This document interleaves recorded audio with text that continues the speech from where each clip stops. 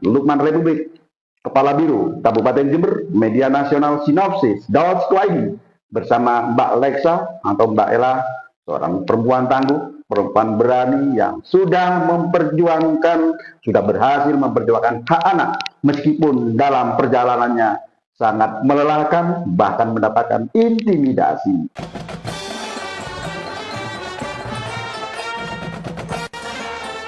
Assalamualaikum warahmatullahi wabarakatuh. Salam sejahtera untuk semuanya. Lukman Republik hadir kembali dengan sebuah kisah kehidupan, yaitu kisah Alexa, seorang perempuan tangguh, seorang perempuan pemberani yang memperjuangkan hak anaknya meskipun dalam perjalanannya mendapatkan halangan, mendapatkan intimidasi. Untuk lebih jelasnya, yuk kita simak wawancara khusus Lukman Republik bersama perempuan pemberani, perempuan tangguh, Alexa.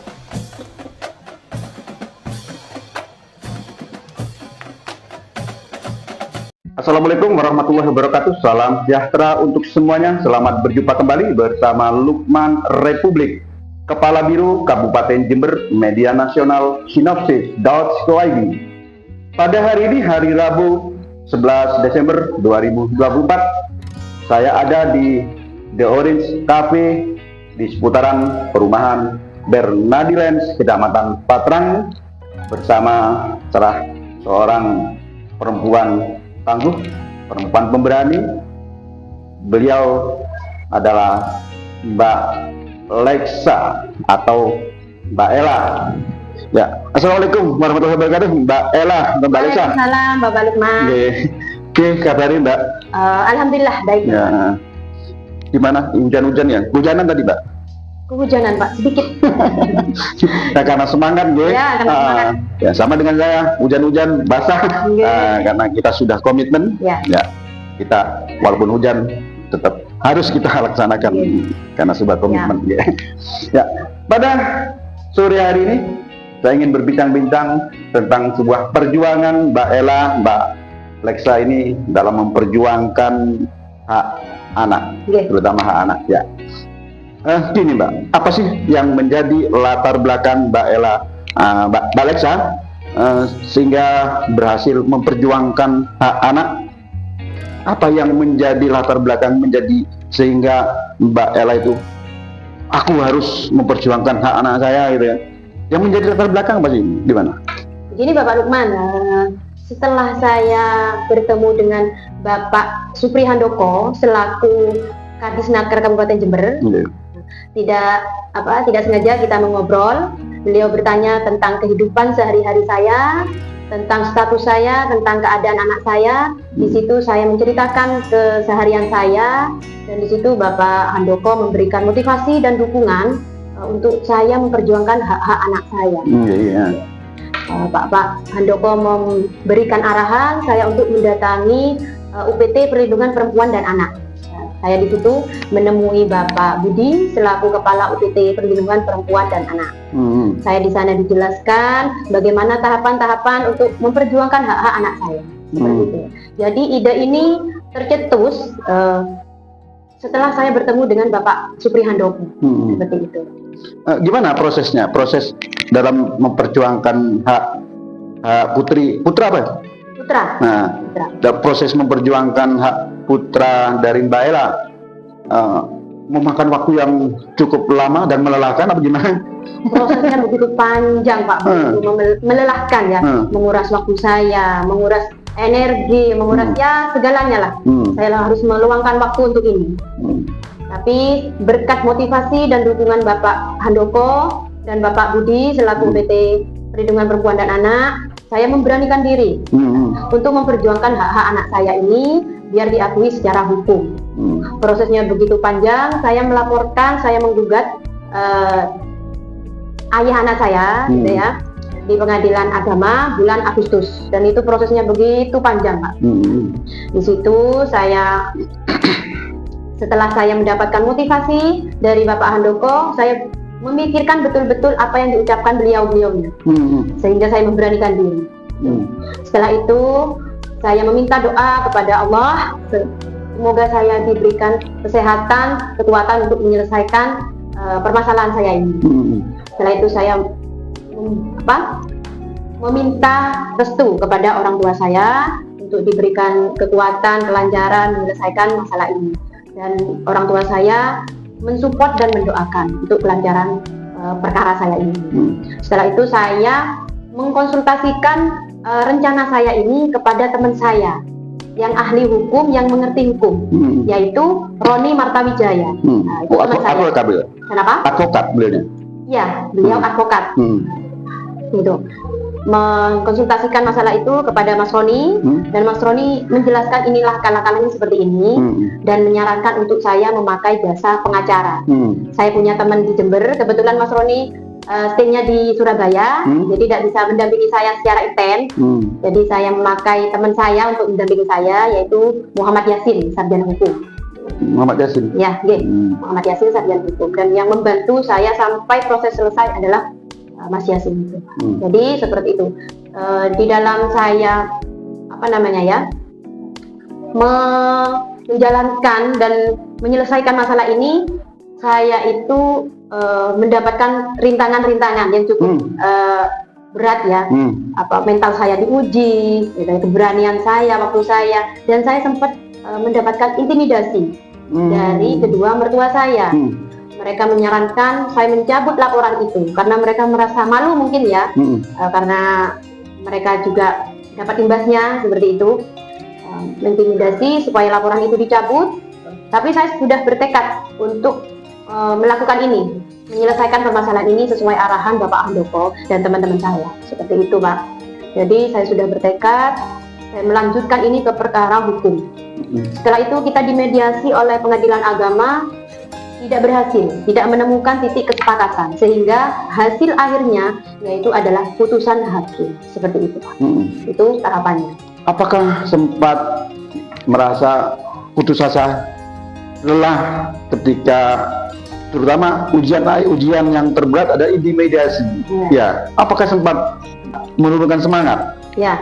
Dengan adanya intimidasi itu, saya bukannya malah tambah menyerah, tambah menggebu-gebu saya, Pak. Gitu. Ya. Karena kenapa? Karena saya sudah dapatkan penjelasan dari Bapak Handoko kalau anak itu punya hak menurut undang-undang. Nah, itu yang saya jadikan pedoman seperti itu. Juga Mas Roni juga menyampaikan ini loh tahapannya, itu ada hukumnya, gitu ya. Jadi itu yang memacu semangat saya untuk menyelesaikan ini, untuk kebaikan anak saya, untuk masa depan anak saya, agar pendidikannya terjamin, kesehatannya terjamin, sosialnya juga terjamin. Seperti itu, Pak. Kan ada pepatah, kasih ibu sepanjang jalan, kasih anak sepanjang gala.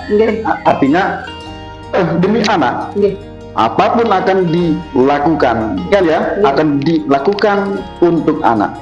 Jadi titik poinnya kan demi anak ya, demi anak, demi masa depan anak. Ya.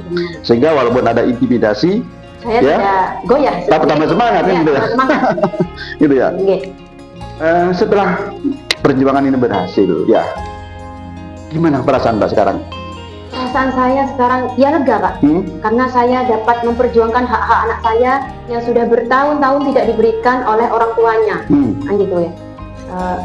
Dengan melalui proses yang cukup panjang gitu ya. Jadi saya sudah merasa lega, saya sudah mendapatkan pengakuan dari hukum untuk hak-hak anak saya. Gitu, Pak. Sebelum kita ke closing statement ya. Iya. Monggo ngopi dulu.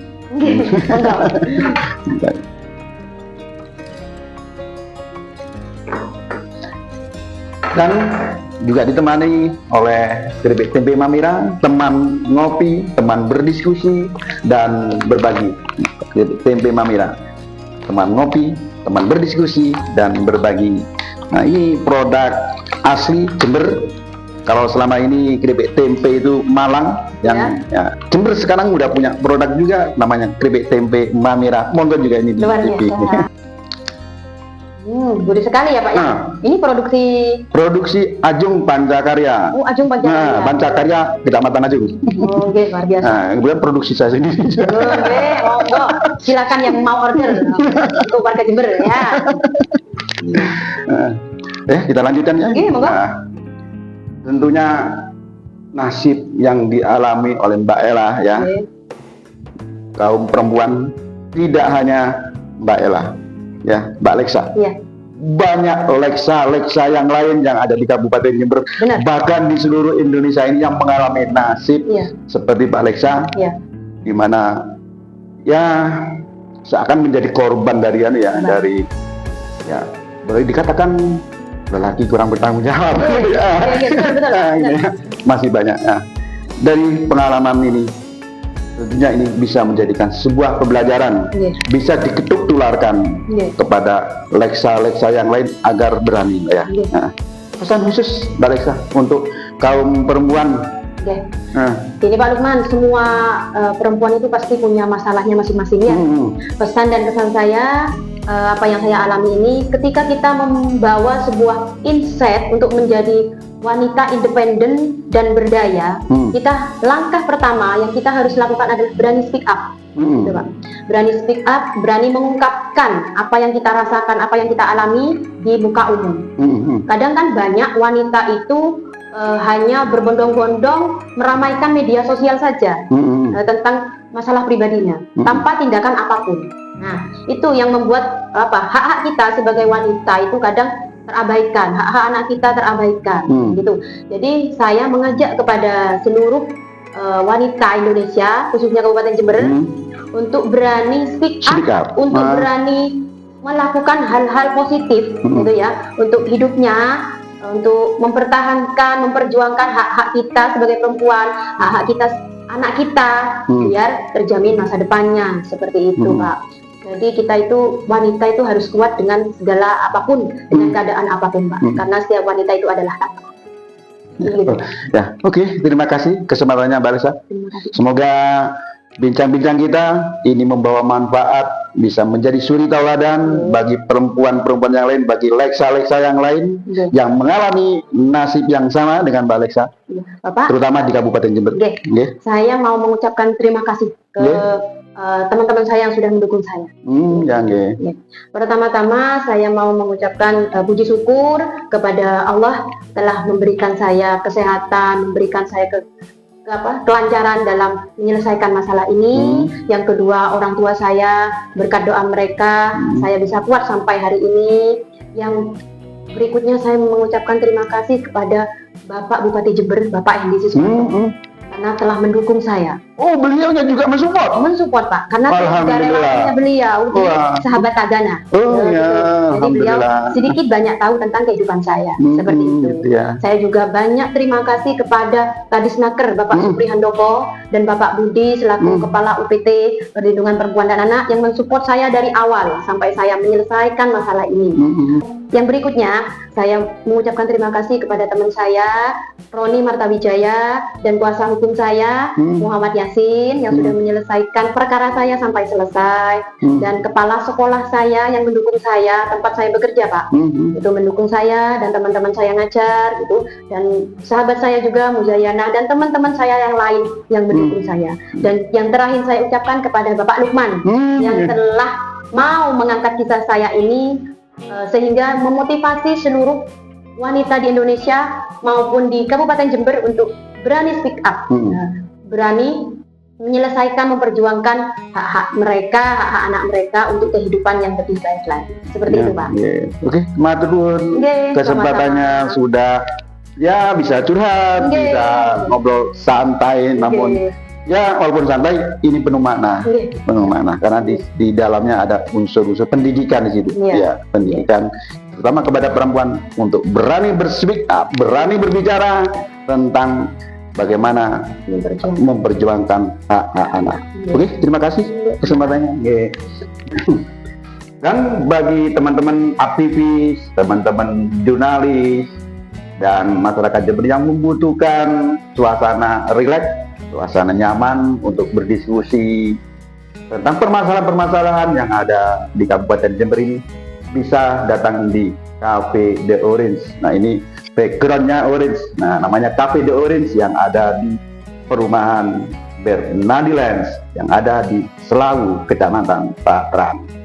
Demikian ngobrol santai Lukman Republik Kepala Biro Kabupaten Jember Media Nasional Sinopsis Daud.id bersama Mbak Lexa atau Mbak Ella, seorang perempuan tangguh, perempuan berani yang sudah berhasil memperjuangkan hak anak meskipun dalam perjalanannya sangat melelahkan, bahkan mendapatkan intimidasi. Sampai jumpa lagi dengan informasi yang lain. Wassalamualaikum warahmatullahi wabarakatuh. Waalaikumsalam. Matur nuwun. Sama-sama, Pak.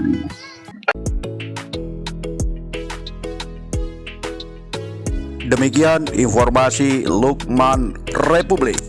Sampai jumpa lagi dengan informasi yang lain. Jangan lupa tulur-tulur like, comment, and subscribe. Wassalamualaikum warahmatullahi wabarakatuh. Salam sejahtera untuk semuanya. Matur nuwun.